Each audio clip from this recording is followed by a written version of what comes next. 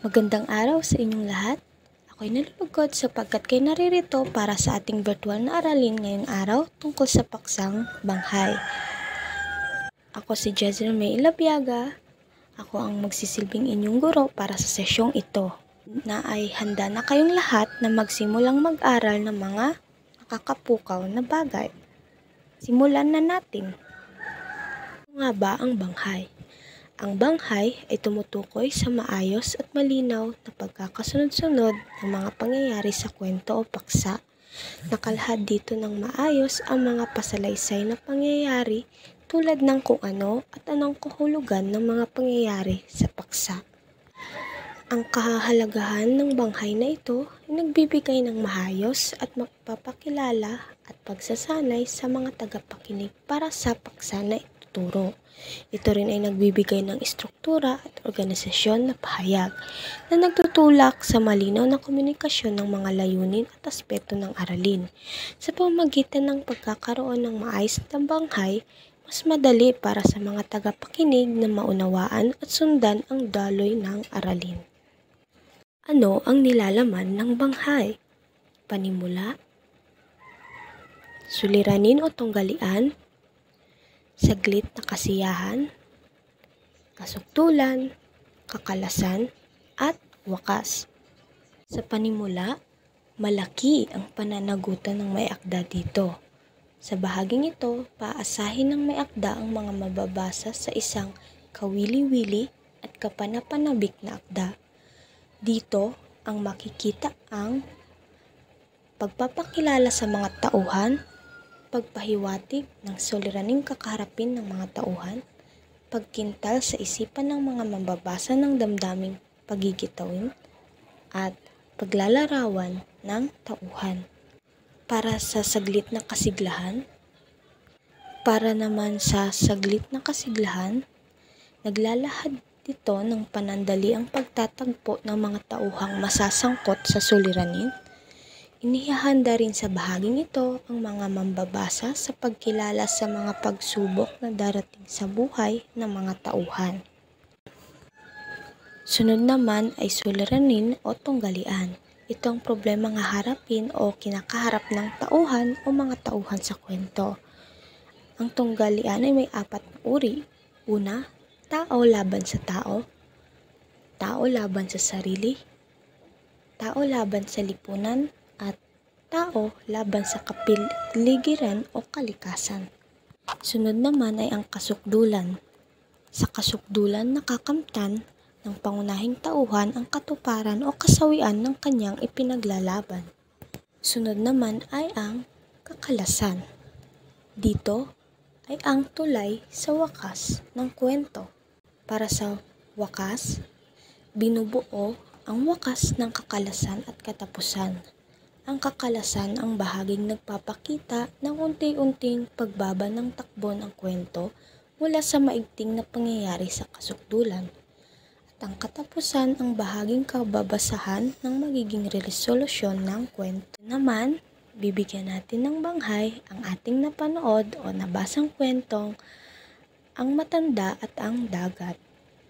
Panimula, maayos na naglalayag at ibinaba ni Santiago ang kanyang mga kamay sa tubig alat at sinikap na linawin ang kanyang isip. Dinadamdam o nilalasap ni Santiago ang simoy sa buong magdamag at palaging tinitingnan ng matanda ang nahuli niyang isda para matiyak na totoo ito.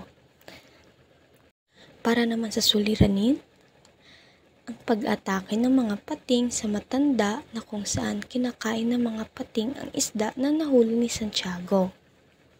Para naman sa saglit na kasiyahan, ang pagkalat ng dugo ng isda sa karagatan kung saan naakit ang mga pating dito, kaya naman ito'y kanilang sinusundan at kinakain unti-unti. Sa kasukdulan, kaya naman sinusubukan ng matanda na patayin at tabuyin ang mga pating. Pinatunayan niya rin na kahit siya ay matanda na, siya ay malakas pa rin. Kakalasan, nang nahulog ang kanyang salaping, itinali niya na lang ang kanyang lanseta sa kanyang sagwan upang gamitin ito pangpatay at pantaboy sa mga pating na kumakain sa marlin. Wakas, siya ay napaupo sa gilid ng kanyang bangka at iniisip ang mataas na presyo na hatid ng isda sa kanya sa palengke at kung gaano karaming mga taong kanyang mapapakain. Nawala na rin ang amoy ng dugo ng isda na nakakaakit sa mga pating kaya wala ng mga pating ang sumusunod sa kanya. Naman, susubukin natin ang inyong mga natutuhan. Ako'y magtatanong at nais ko na i-post ninyo ang video na ito upang kayo ay mag-isip ng inyong kasagutan. Sa mga katanungan, ibibigay ko ang mga nilalaman ng bawat bahaging ito at inyong tutukuyin kung anong bahagi ng banghay ito. Sa bahaging ito, binubuo ang kakalasan at katapusan. Ang kakalasan ng bahaging nagpapakita ng unti-unting pagbaba ng takbo ng kwento mula sa maigting na pangyayari sa kasukdulan. Sa bahaging ito, mababasa ang magiging resolusyon ng kwento. Anong bahagi ng banghay ito?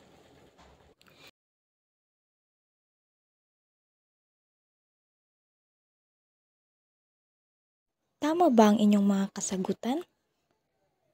Tama! Wakas! Sa bahaging ito naman, nakakamtan ng pangunahing tauhan ang katuparan o kasawian ng kanyang ipinaglalaban. Anong bahagi ng banghay ito? Tama ba ang inyong mga kasagutan? Tama! Sukdulan! Sa bahaging ito, may kita ang tulay sa wakas ng kwento. Anong bahagi ng banghay ito? Tama ba ang inyong mga kasagutan? Tama! Kakalasan! Sa bahaging ito, makikita o matatagpuan ang problemang harapin o kinakaharap ng tauhan o mga tauhan sa kwento. Anong bahagi ng banghay ito? Tama ba ang inyong mga kasagutan? Tama! Suliranin! Sa bahaging ito, paasahin ng may akda ang mga mambabasa sa isang kawili-wili at kapanapanabik na akda. Anong bahagi ng banghay ito? Tama ba ang inyong mga kasagutan? Tama! Panimula! Dito matatagpuan ang paglalahad ng panandaliang pagtatagpo ng mga tauhang masasangkot sa suliranin. Anong bahagi ng banghay ito? Tama ba ang inyong mga kasagutan? Tama! Lit na kasiyahan! Tatapos ng ating aralin, ang mga bahagi ng banghay ay panimula, saglit na kasiglahan, suliranin o tunggalian, kasukdulan, kakalasan at wakas. Panimula, dito nakasalalay ang kawilihan ng mga mababasa. Sa saglit na kasiglahan, naglalahad ng panandaliang pagtatagpo ng mga tauhang nasasangkot sa suliranin. Sa suliranin naman, itong problemang harapin o kinakaharap ng tauhan. Kasukdulan, dito nakakamtan ang pangunahing tauhan ang katuparan at kasawian ng kanyang ipinaglalaban. Sa kakalasan, itong tulay sa wakas ng kwento. At ang wakas, itong resolusyon o ang kinahihinatnan ng kwento. Para sa inyong lubusang pagkatuto, maaari ninyong gamitin ang inyong natutuhan sa araw na ito upang gumawa ng isang maikling kwento. Ito ay mas mapapadali ang inyong paggawa at pagiging malikhain sa pagbuo ng isang kwento. Ito lamang para sa pag-aaral na ito. Maraming salamat at paalam!